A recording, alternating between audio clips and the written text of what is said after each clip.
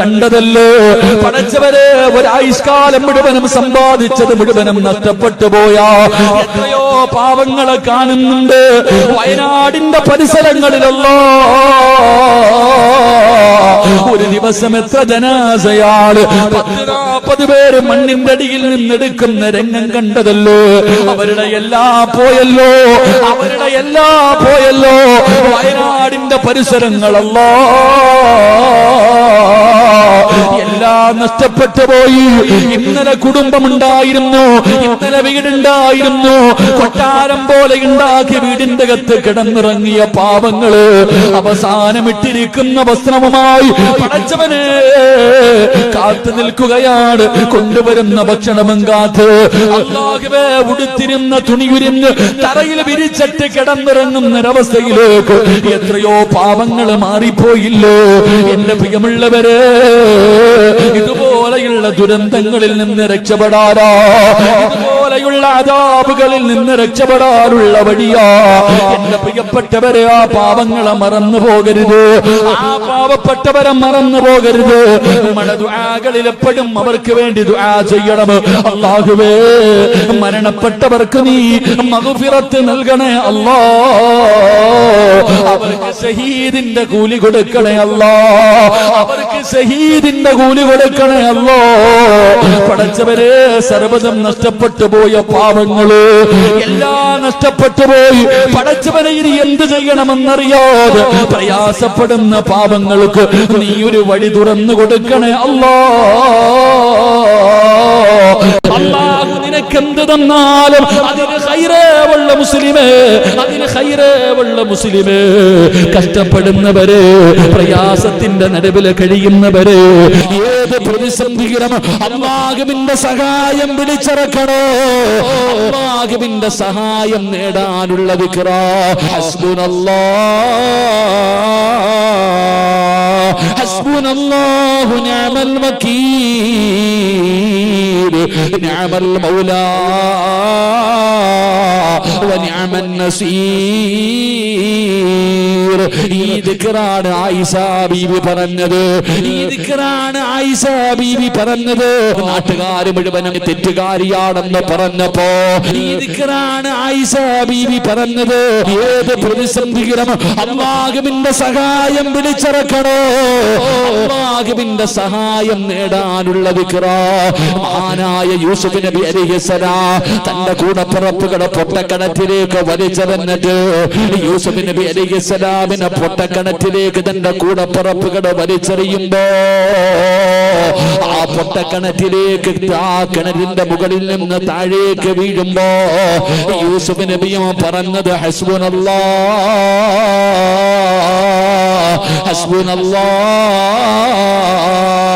ഈ ദിക്ർ പറഞ്ഞപ്പോഴാണ് അല്ലാഹു വിളിക്കുന്ന ജിബ്രീലേ, ജിബ്രീലേ, യൂസുഫ് താഴെ എത്തുന്നതിന് മുമ്പ് രക്ഷപ്പെടുത്തണം ജിബ്രീൽ. എന്റെ പ്രിയപ്പെട്ടവരെ, ജിബ്രീൽ പറയുകയാണ്, എന്റെ ജീവിതത്തിൽ പ്രയാസപ്പെട്ട ചില സമയങ്ങളുണ്ട്. ആ സമയങ്ങളിൽ പെട്ട ഒരു സമയം ഏതെന്നറിയുമോ? കിണറിന്റെ മുകളിൽ നിന്ന് കൂടപ്പുറപ്പുകൾ യൂസുഫ് നബിയെ കിണറ്റിലേക്ക് വലിച്ചെറിഞ്ഞു. താഴെ പാറയാണ്, ആ പാറയിലേക്ക് യൂസുഫ് നബി ചെന്ന് വീഴുന്നതിന് മുമ്പ് അല്ലാഹുവിന്റെ അർശിന്റെ ഭാഗത്ത് നിന്ന് ജിബ്രീൽ ഈ കിണറ്റിന്റെ അടിത്തട്ടിലേക്ക് ഇറങ്ങി വരികയാ. യൂസുഫ് നബിയെ കയ്യിൽ ഇങ്ങനെ കോരിയെടുത്തിട്ട് ആ കിണറ്റിലൊരു പാറക്കഷ്ണത്തിന്റെ മുകളിലേക്ക് വെച്ചിട്ട് അവിടെ നിന്ന് യൂസുഫിനെ സമാധാനിപ്പിച്ചു എന്ന് ചരിത്രം പറയുമ്പോ, ജീവിതത്തിൽ താങ്ങാൻ കഴിയാത്ത പ്രതിസന്ധി വരുന്ന സമയത്ത് നിങ്ങൾക്ക് പിടിച്ചു നിൽക്കാറുള്ള ഒരു ആയുധമാണ് ഹസ്ബുനല്ലാഹു നിഅമൽ വകീൽ നിഅമൽ മൗലാ വനിഅമൻ നസീർ. ഈ ദിക്ർ നിങ്ങൾ പഠിച്ചു വെച്ചോ.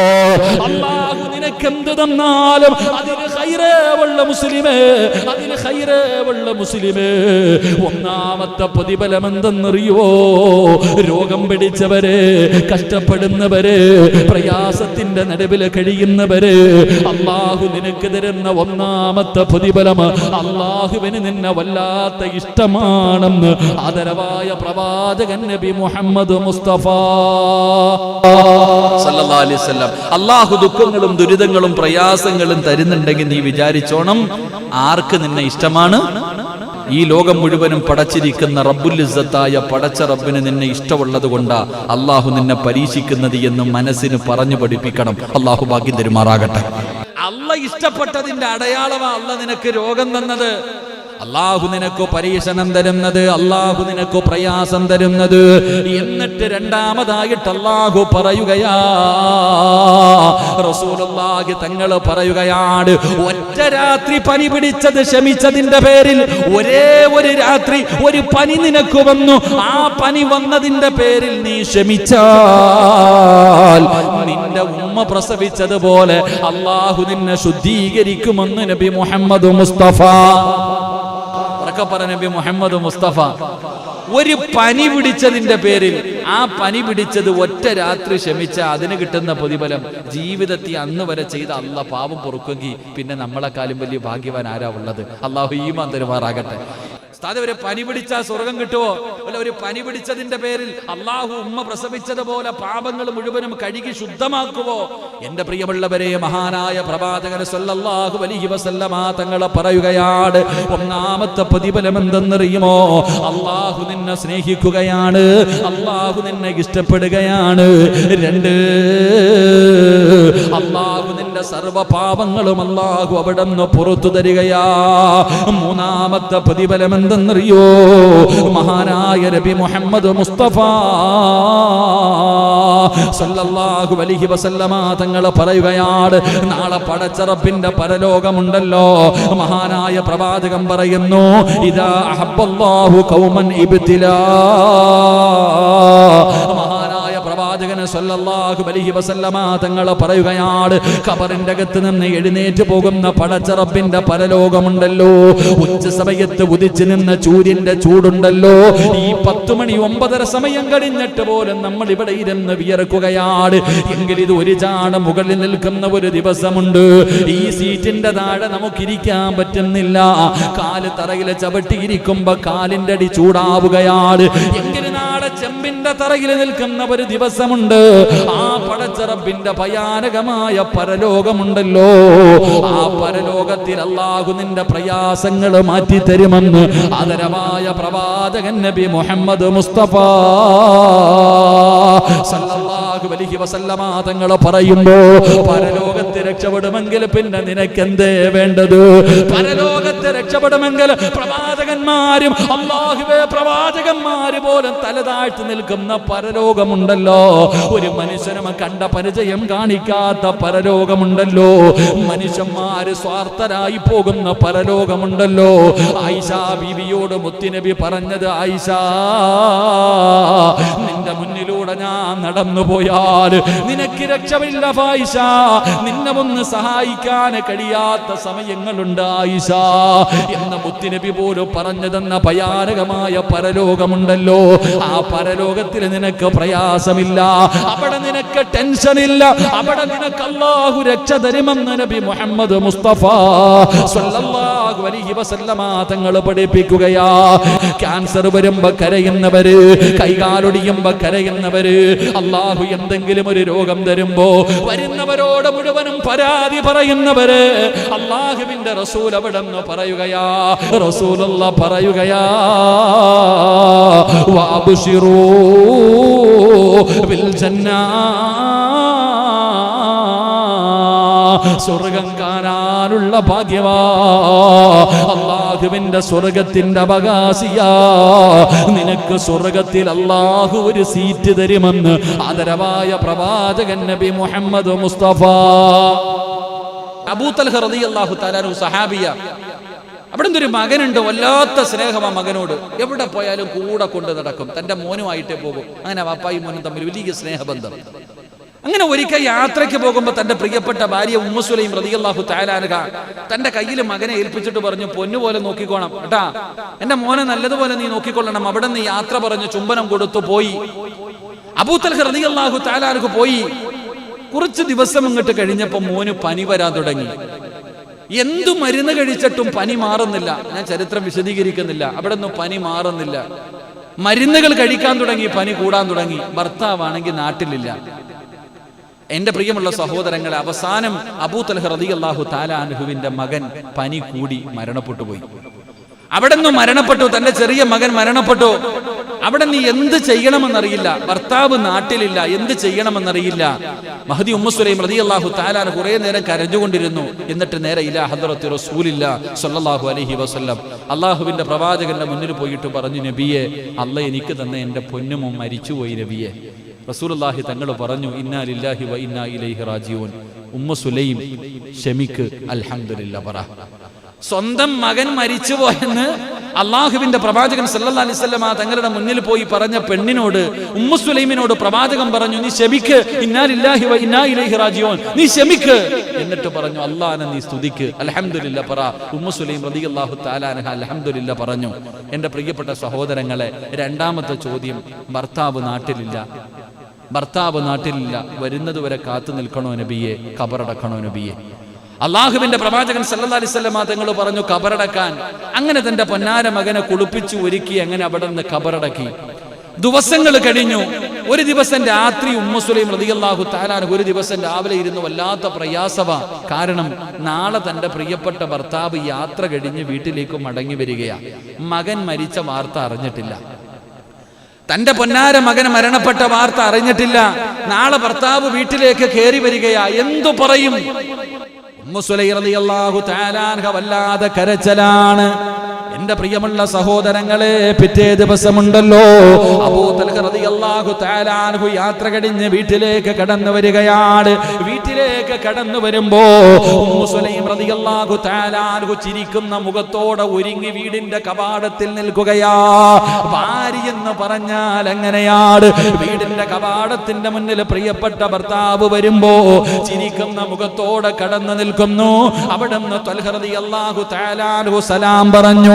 ചിരിക്കുന്ന മുഖത്തോടെ സലാമടക്കി തന്റെ പ്രിയപ്പെട്ട ഭർത്താവിനെ വീടിന്റെ അകത്തേക്ക് വിളിച്ചു കയറ്റി. ഉടനെ ചോദിക്കുന്നു, ഉമ്മു സുലൈം, നമ്മുടെ പൊന്നുമോൻ എവിടെ പോയി? അവിടെ നിന്ന് പറഞ്ഞു, ഒരു സ്ഥലം വരെ പോയിരിക്കുകയാണ്. മരിച്ചെന്ന് പറഞ്ഞില്ല, കാരണം ഭർത്താവ് വീട്ടിലേക്ക് മാസങ്ങൾ കഴിഞ്ഞ് വരികയാണ്. മരിച്ചെന്ന് പറഞ്ഞാൽ ആ പാപത്തിന്റെ നെഞ്ചു പൊട്ടുമല്ലോ.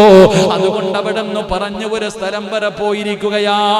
വീടിന്റെ അകത്ത് കടന്നു വന്നു. കഴിക്കാൻ ഭക്ഷണം കൊടുത്തു, കുളിക്കാൻ വെള്ളമെടുത്തു കൊടുത്തു.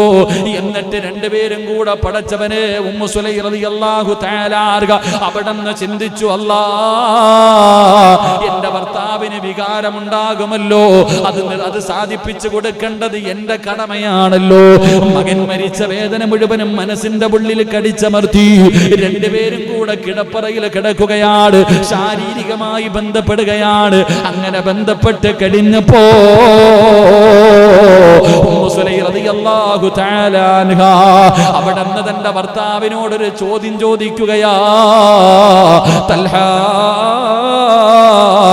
ആരെങ്കിലും അമാനത്തായി ഒരു സാധനം നൽകിയാൽ തിരിച്ചു ചോദിക്കുമ്പോ കൊടുക്കണോ തൽഹ? ബുദ്ധിയുള്ള പെണ്ണെങ്ങനെയാണ്? അവിടെന്ന് ചോദിച്ചു, ഏതെങ്കിലും ഒരു മനുഷ്യൻ അമാനത്തായി ഒരു സാധനം നൽകി അത് തിരിച്ചു ചോദിക്കുമ്പോ കൊടുക്കണോ തൽഹ? അതാ ഉമ്മു സുലൈം റളിയല്ലാഹു തആല അൻഹ അബൂ തൽഹ റളിയല്ലാഹു തആല അൻഹുവിന്റെ നെഞ്ചിൽ കിടക്കുകയാണ്. അവിടെന്ന് പറഞ്ഞു, മണ്ടി പെണ്ണ്, ഏ ഉമ്മു സുലൈം, നിനക്കിതുവരെ അറിയില്ലേ അമാനത്ത് തിരിച്ചു ചോദിച്ചാ കൊടുക്കണമെന്ന്? അത് കൊടുക്കല് നിർബന്ധമാണല്ലോ. അതാ ഉമ്മു സുലൈം കരയുകയാണ്. അതുവരെ ക്ഷമിച്ചിരുന്ന ഉമ്മു സുലൈമിന്റെ കണ്ടടങ്ങൾ നിറയുകയാണ്. അബൂ തൽഹ ചോദിക്കുന്നു, എന്തിനാ പെണ്ണെ നീ കരയുന്നത്? അവിടെ പറഞ്ഞു കൊടുത്തു, തൽഹ, അല്ലാഹ് അമാനത്തായി നമുക്കൊരു മകനെ തന്നല്ലോ, അവനെ അല്ലാഹു തന്നെ തിരിച്ചെടുത്തു തൽഹ. അല്ലാഹുവേ, അബൂ തൽഹ റളിയല്ലാഹു തആല അൻഹുവിന്റെ ഹൃദയത്തിൽ ഇടിത്തീ വീഴുന്നത് പോലെയാണ്. തന്റെ പൊന്നുമകൻ മരിച്ച വാർത്ത പിടഞ്ഞ് താഴെ വീഴുകയാണ്. പടച്ചവനെ താങ്ങാ കഴിയുന്നില്ല, വല്ലാത്ത വേദനയാണ്. അബൂ തൽഹ റളിയല്ലാഹു തആല അൻഹു കരയുകയാണ്. റബ്ബേ, ഏറ്റവും വലിയ വേദന എന്തെന്നറിയുവോ? തന്റെ ഭാര്യ എന്നോട് പറഞ്ഞില്ല, ഞാൻ വീട്ടിൽ വന്നപ്പോ എന്നോട് പറഞ്ഞില്ലല്ലോ. അവിടെ പറഞ്ഞു, ഇനി നീയുമായിട്ടൊരു ജീവിതം എനിക്കില്ല. ഇലാ ഹദ്റത്തി റസൂലില്ലാ, അല്ലാഹുവിന്റെ പ്രവാചകൻ സല്ലല്ലാഹു അലൈഹി വസല്ലമ തങ്ങളുടെ മുന്നിലേക്ക് അബൂ തൽഹ റളിയല്ലാഹു തആല അൻഹു ഓടുകയാണ്. യാ റസൂലല്ലാഹ്, അല്ലാഹുവിന്റെ നബിയേ, ഉമ്മു സുലൈമിനെ എനിക്ക് വേണ്ട നബിയേ, ഉമ്മു സുലൈമിനെ എനിക്ക് വേണ്ട നബിയേ. അല്ലാഹുവിന്റെ പ്രവാചകൻ ചോദിക്കുന്നു, കാരണമെന്താ? എന്റെ മകൻ മരിച്ച വാർത്ത ഇവള് മറച്ചു വെച്ചു നബിയേ, എനിക്ക് ഭക്ഷണം തന്നു നബിയേ, എന്നെ കിടപ്പറയിലേക്ക് വിളിച്ചു കയറ്റി നബിയേ, ഇവളെന്നോട് മകൻ മരിച്ചു പോയ വാർത്ത പറഞ്ഞില്ല എന്ന് മുത്തുനബിയുടെ ചാരത്ത് നിന്ന് കരഞ്ഞുകൊണ്ട് പറയുമ്പോ റസൂലുള്ള വിളിക്കുന്നു, ത്വൽഹാ, നീ എത്ര വലിയ ഭാഗ്യവാനാ തൽഹാ, ഇതുപോലെ ഒരു നല്ല പെണ്ണിനെ അല്ലാഹു നിനക്ക് ഭാര്യയാക്കി തന്നില്ലേ. അല്ലാഹുവേ, ഉപ്പയക്കാലം വേദന ഉമ്മയ്ക്കല്ലേ, 9.5 മാസക്കാലം ഗർഭം ചുമന്ന് മരണവേദനയുടെ വേദനയും നൊന്ത് പ്രസവിച്ചത് ഉമ്മയല്ലേ, പാല് കൊടുത്തത് ഉമ്മയല്ലേ. ഏതുമ്മയ്ക്കാ തന്റെ പൊന്നാര മകനെ മരിച്ചെന്ന് കേട്ടാ സഹിക്കാൻ കഴിയുക? അബൂ തൽഹ റളിയല്ലാഹു തആല അൻഹുവിനോട് അല്ലാഹുവിന്റെ പ്രവാചകൻ അവിടെ നിന്ന് പറയുകയാണ്, ശമിക്കബൂ തൽഹാ, ശമിക്കബൂ തൽഹാ, ഇന്നലെ രാത്രി നിങ്ങൾ ബന്ധപ്പെട്ടതിലൂടെ അല്ലാഹു നിനക്കൊരു പൊന്നുമോനെ തരും, അല്ലാഹു ബർക്കത്ത് ചെയ്യുമെന്ന് നബി മുഹമ്മദ് മുസ്തഫ സല്ലല്ലാഹു അലൈഹി വസല്ലമ തങ്ങൾ അബൂ തൽഹ റളിയല്ലാഹു തആല അൻഹു ചെന്നിട്ട് പറഞ്ഞു, നബിയേ, ഇവളെ എനിക്ക് വേണ്ട നബിയേ, കാരണം എന്റെ മകൻ മരിച്ച വാർത്ത വീട്ടിൽ കയറി വന്നപ്പോ എന്നോട് പറഞ്ഞില്ല, എനിക്ക് കഴിക്കാൻ ഭക്ഷണം നൽകി, ശാരീരികമായി ബന്ധപ്പെടാൻ എന്നെ കിടപ്പറയിൽ വിളിച്ചു നബിയെ. അള്ളാന്റെ റസൂൽ സല്ലല്ലാഹു അലൈഹി വസല്ലമ തങ്ങൾ ചോദിച്ചു, നിനക്കല്ല ഇങ്ങനെ ഒരു പെണ്ണിനെ തന്നില്ലേ? നിനക്ക് അല്ലാഹു ഇങ്ങനെ ഒരു ഭാര്യ നിനക്ക് തന്നില്ലേ? ഇതിനെക്കാളും നിനക്ക് എന്താ വേണ്ടേ? ഇന്നലെ നിങ്ങൾ ബന്ധപ്പെട്ടതിലൂടെ അല്ലാഹു നിങ്ങൾക്ക് ഒരു ആൺകുട്ടിയെ തരും, അല്ലാഹു അവനിൽ ബർക്കത്ത് ചെയ്യുമെന്ന് നബി മുഹമ്മദ് മുസ്തഫ. ഗർഭിണി പോലും ആയില്ല, അതിനു മുമ്പേ മുത്തുനബി പറഞ്ഞു കൊടുത്തു. അല്ലാഹു ഈമാൻ തരുമാറാകട്ടെ. മനസ്സിലാക്കേണ്ടത് അവിടെ ഗർഭിണി പോലും ആയില്ല, ഇന്നലെ നിങ്ങൾ ബന്ധപ്പെട്ടതിലൂടെ അല്ലാഹു നിങ്ങൾക്കൊരു മകനെ തരും. എന്റെ പ്രിയപ്പെട്ട സഹോദരങ്ങൾ, അബൂ തൽഹ റളിയല്ലാഹു തആല അൻഹും പ്രിയപ്പെട്ട ഭാര്യയും വീട്ടിലേക്ക് പോയി. ഉമ്മു സുലൈം റളിയല്ലാഹു തആല അൻഹു ഗർഭിണിയായി, 9.5 മാസം കഴിഞ്ഞു പ്രസവിച്ചു. അബൂ തൽഹ റളിയല്ലാഹു തആല അൻഹു വീടിന്റെ വാതിലിൽ നിൽക്കുക. അവിടെ നിന്ന് വന്ന് പറഞ്ഞു, ഉമ്മു സുലൈം പ്രസവിച്ചു.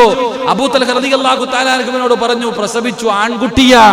അബൂ തൽഹ റളിയല്ലാഹു തആല അൻഹു പറഞ്ഞു, പാല് കൊടുക്കരുത്, പാല് കൊടുക്കരുത്. അവിടെ അബൂ തൽഹ റളിയല്ലാഹു തആല അൻഹു പറഞ്ഞു, പാല് കൊടുക്കരുത്. ചോരക്കുഞ്ഞിനെ എടുത്തുകൊണ്ട് ഓടുകയാണ് ഇലാ ഹദ്റത്തി റസൂലില്ലാഹ്. മുത്തുനബിയുടെ ചാരത്ത് ചെന്നിട്ട് പറയുന്നു, നബിയേ, അല്ലാഹു എനിക്ക് സന്തോഷം നൽകി നബിയേ, അല്ലാഹു എനിക്ക് സമാധാനം നൽകി. ദുഃഖത്തിന്റെ പുറകിൽ സന്തോഷമുണ്ടല്ലോ. അല്ലാഹു എനിക്ക് പൊന്നുമോനെ നൽകി, പ്രവാചകന്റെ കയ്യിൽ കൊണ്ടുകൊടുത്തു. അല്ലാഹുവിന്റെ റസൂൽ ഇതുപോലെ ഭാഗ്യമാർക്കാ.